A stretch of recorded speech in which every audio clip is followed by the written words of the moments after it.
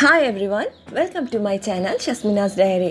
மீண்டும் ஒரு புதிய முயற்சி உங்கள் எல்லாரோடையும் ஷேர் பண்ணுறதுல ரொம்பவுமே மகிழ்ச்சி. நாம் இன்னைக்கு ரொம்ப சுவையான சுலபமான மைலோ புடிங் எப்படி செய்கிறதுன்னு தான் பார்க்க போகிறோம். வெறும் 3 பொருளை வச்சு அருமையான சாஃப்டான மைலோ புடிங் வீட்டிலேயே செஞ்சிடலாம். வாயில் வச்சதுமே கரைஞ்சி போயிடும், அந்த அளவுக்கு சுவையாக இருக்கும். இந்த மைலோ புடிங்கை எப்படி செய்யலாம்னு பார்க்கலாம் வாங்க.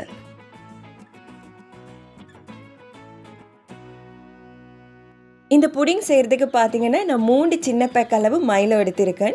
உங்ககிட்ட மைலோ பவுடர் இருந்தால் நீங்கள் 4 டேபிள் ஸ்பூன் அளவுக்கு சேர்த்துக்கொள்ளுங்க. இப்போ இதை எல்லாத்தையுமே கட் பண்ணி ஒரு பவுலில் சேர்த்து விட்டுக்கொள்ளலாம். சேர்த்ததுக்கு அப்புறமா 300 ml கொஞ்சம் வெதுவெதுப்பான தண்ணி சேர்த்துக்கொள்ளுங்க. சேர்த்து இந்த மைலோவை இப்போ நல்லாவே கலந்து விட்டுக்கொள்ளுங்க. இப்போ இது ஒரு ஓரமாக ஆற வச்சு எடுத்துக்கொள்ளலாம். அடுத்ததாக ஒரு பவுலில் நான் மீடியம் சைஸில் 3 முட்டையை உடைச்சி சேர்த்துக்கொள்கிறேன். பெரிய முட்டைன்னா நீங்கள் 2 முட்டை சேர்த்தாலே போதும்.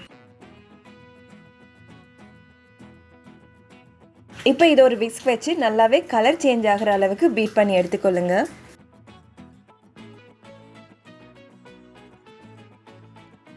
இப்போ நம்ம கலந்து வச்சிருக்க மைலோ நல்லா ஆறினதுக்கு அப்புறமா இந்த மைலோ கூட நம்ம பீட் பண்ணி வச்சிருக்க முட்டையை சேர்த்து விட்டுக்கொள்ளலாம்.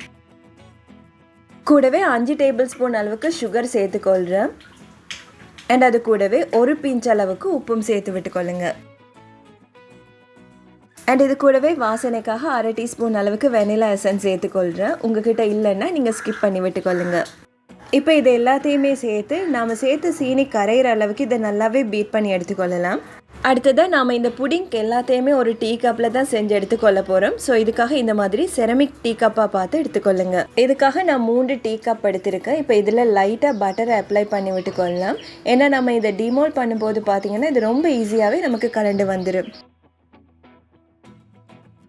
இப்போ இந்த எல்லா டீ கப்லையுமே நம்ம ரெடி பண்ணி வச்சுருக்க புடிங் மிக்ஸை சேர்த்து விட்டுக்கொள்கிறேன். முக்கியமாக இதை ரொம்ப அதிகமாக சேர்த்துடாதீங்க. இது மாதிரி முக்கால்வாசி அளவுக்கு சேர்த்து விட்டுக்கொள்ளுங்க. சேர்த்ததுக்கு அப்புறமா ஒரு ஃபாயில் பேப்பர் வச்சு இந்த கப் எல்லாத்தையுமே இந்த மாதிரி டைட்டாக மூடி விட்டுக்கொள்ளுங்க. ஏன்னா இதை நம்ம ஓப்பன் பண்ணி வேக வச்சோம்னா இதில் தண்ணி எல்லாமே இறங்கி கலர் சேஞ்ச் ஆகிடும். ஸோ இந்த மாதிரி நல்லாவே டைட்டாக இதை மூடி விட்டுக்கொள்ளுங்க.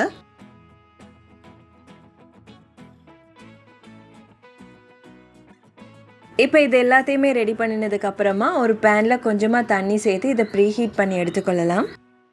இதுக்கப்புறமா இதுக்குள்ளே நான் ஒரு ஸ்டாண்ட் வச்சு நான் ரெடி பண்ணி வச்சுருக்க எல்லா கப்பையுமே சேர்த்து விட்டுக்கொள்கிறேன். சேர்த்ததுக்கப்புறமா இது ஒரு மூடி போட்டு மூடி 40 தொடக்கம் 45 நிமிஷம் வரை இதை நல்லாவே வேக வச்சு எடுத்துக்கொள்ளலாம். இப்போ 45 நிமிஷம் ஆகிடுச்சு. நாம் செஞ்சு வச்சுருக்க புடிங்குமே நல்லாவே வெந்து வந்திருக்கு. இப்போ ஸ்டவ்வை ஆஃப் பண்ணிவிட்டு இதை வெளியில் எடுத்துடலாம். இப்போ இதை ஓப்பன் பண்ணி பார்க்கலாம். நாம் செஞ்சு வச்சுருக்க புடிங் சூப்பராகவே வெந்து வந்திருக்கு. இப்போ இதை எல்லாத்தையுமே முழுமையாக ஆற வச்சு எடுத்துக்கொள்ளலாம். உங்களுக்கு இதை சில்லுன்னு சாப்பிடணும்னா இது ஆறினதுக்கு அப்புறமா ஃப்ரிட்ஜில் ஒரு 1/2 மணி நேரம் இல்லைன்னா 1 மணி நேரம் வச்சு சாப்பிடலாம். நான் ஆறினதுக்கு அப்புறமா 1 மணி நேரம் இதை ஃப்ரிட்ஜில் வச்சு எடுத்திருக்கேன். இப்போ பார்த்தீங்கன்னா இது நல்லாவே சில்லுன்னு இருக்குது. இதை உங்களுக்கு டிமோல்ட் பண்ணி சாப்பிடணும்னா இந்த மாதிரி ஓரங்கள் எடுத்து விட்டுக்கொள்ளுங்க. டிமோல்ட் பண்ணுறது ரொம்பவுமே ஈஸியாக இருக்கும். இப்போ இது பார்க்குறதுக்கு அழகாக இருக்கிறதுக்காக இது மேலே நான் கொஞ்சமாக மைலோ டஸ்ட் பண்ணி விட்டுக்கொள்கிறேன்.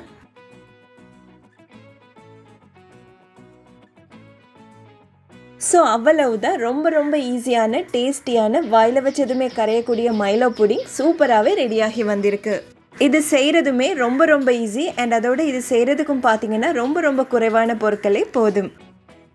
ஸோ கண்டிப்பாக நீங்களும் இதே மெத்தடில் ட்ரை பண்ணி பாருங்கள். வீட்டில் இருக்கவங்க ரொம்ப என்ஜாய் பண்ணி சாப்பிடுவாங்க. வாழ்க்கையில் ஒரு முயற்சி. இந்த முயற்சிக்கான பலன் உங்கள் அன்பான ஆதரவும் அழகான சொற்களும் தாங்க. என்னை போல் முயற்சி செய்கிறவங்களுக்கு கை கொடுக்கணும்னா உங்கள் அன்பானவங்களுக்கு ஷேர் பண்ணுங்கள், தோள் கொடுங்க. இதே போல் மீண்டும் ஒரு புது முயற்சியில் முடிந்தால் சந்திப்போம். அதுவரை மகிழ்ச்சியாக வாழ்வோம், முடிந்தால் வாழ வைப்போம். பை.